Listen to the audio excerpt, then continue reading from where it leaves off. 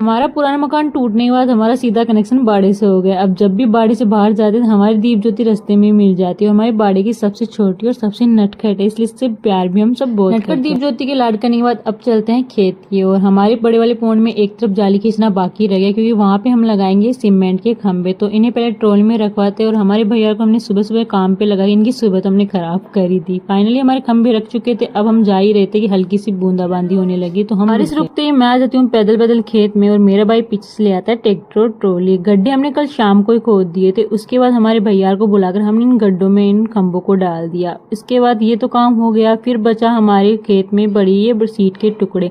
भैया आए हुए थे तो हमने इस मौके का फायदा उठाया। आज दिन भर चुटमुट बारिश हो रही थी, जिसकी वजह से ठंडा मौसम था। दोपहर में मम्मी का काम कर दी। भूख लगी, मम्मी को सिर्फ कहने की जरूरत थी और मम्मी हलवा बना कर ले आई। अचानक काम चल रहा है, जिसकी वजह से बाड़े में पत्थर ही पत्थर। हमारी पूर्णा पानी पिलाते वक्त मम्मी से हाथ छुड़ाकर चली गई, जिसकी वजह से उसकी घुटने पर चोट आ गई। मुझे पता चलते ही मैं लेकर आती हूँ दवाई बाड़े में। वासु को देख कर लगता है बारिश के मजे यही उठाती है। पूर्णा ऐसी हमारी बाड़े की गाय है, जो कि पड़ती उड़ती गिरती रहती है। कभी से भैंस मारती है तो कभी खुद चोट लगा लेती है। 3-4 लात खाने के बाद आखिरकार मैंने दवाई लगाई दी और मुझे लगता है वास्तु ने ये सब देख ही लिया।